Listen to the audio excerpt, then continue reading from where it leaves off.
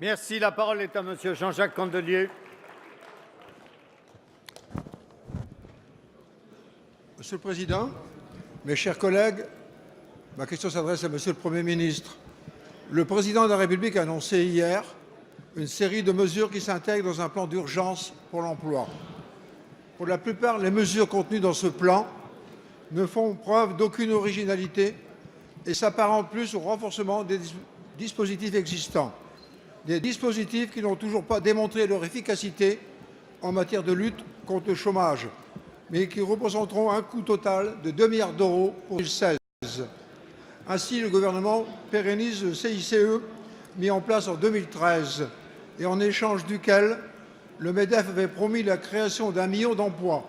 Pourtant, à ce jour, malgré les 40 milliards offerts aux entreprises, le chômage ne cesse d'augmenter, tout comme les dividendes du CAC 40. Alors que la première préoccupation des Français reste l'emploi, le plan propose de faciliter les licenciements. Qui peut croire à une telle contradiction? Ce que les Français attendent du gouvernement, c'est une sécurisation de leur emploi et non pas une sécurisation des licenciements. Ces vieilles recettes utilisées depuis 20 ans ne seront pas plus efficaces demain que ne l'ont été hier. Il faut désormais faire preuve d'audace et d'imagination pour relancer l'emploi et réduire les inégalités sociales qui gangrènent notre pays. 3 propositions méritent d'être mises sur la table. Relancer le débat sur le partage du temps de travail, mettre en œuvre une véritable sécurité sociale professionnelle, œuvrer à une meilleure répartition des richesses. Dans ce cas, la première des mesures à adopter aurait été de revaloriser le SMIC, ce que vous vous êtes refusé à faire. Le gouvernement est-il prêt à examiner ces propositions qui dessinent une politique ambitieuse et novatrice? Merci, Monsieur le Président. Merci. La parole est à Madame Myriam El Khomri, ministre du Travail, de l'Emploi, de la Formation professionnelle et du Dialogue social. Merci, Monsieur le Président. Mesdames et Messieurs les députés, Monsieur le député, le plan qui a été proposé hier par le Président de la République vise 2 choses. La première, c'est à accélérer la création d'emplois. Pour cela, il y a en effet cette prime à l'embauche dans le temps du basculement du CICE.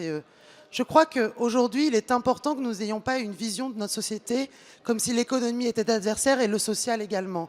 Je crois qu'il est important de ne pas parler du CICE ou du PAC comme des cadeaux faits aux entreprises, mais bien dans un écosystème qui fonctionne. Et je viens vous le dire, le Premier ministre s'est engagé à faire le point d'ici la fin du mois avec tous les signataires du pacte de responsabilité. Enfin, il y a un point qui est essentiel. Je crois que vous devez partager avec nous ce sujet de la qualification des demandeurs d'emploi.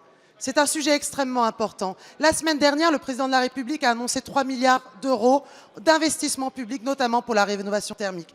Vous le savez que dans ces métiers, nous avons besoin de main-d'œuvre et que cette main-d'œuvre, aujourd'hui, n'est pas qualifiée. Et je crois qu'au moment où on se pose la question, dans le cadre du compte personnel d'activité, d'un droit à la nouvelle chance en direction des jeunes, c'est-à-dire 400 heures de formation pour les jeunes qui pourront utiliser tout au long de l'année pour ceux qui ont décroché, je crois qu'il est important aussi de s'interroger sur les décrocheurs d'hier, qui, nous le savons, dans un moment de croissance économique, peuvent rester sur le bord du chemin. C'est un enjeu essentiel, la formation des demandeurs d'emploi. Mais cet enjeu, il faut le travailler à partir des besoins des entreprises. Enfin, nous n'avons pas retenu la question du contrat de travail agile, du contrat pré-closé où on mettait les motifs de licenciement. Mais par ailleurs, moi, je maintiens que la prévisibilité, notamment à travers le barème des indemnités prud'homales, le débat a eu lieu dans le cadre de la loi croissance et activité. Et donc, dans ce cadre-là, nous nous sommes engagés, en effet, à revoir ce barème dans le cadre de la loi que je porterai. Mais le statu quo, aujourd'hui, n'est plus tenable et il me semble important aussi que nous développions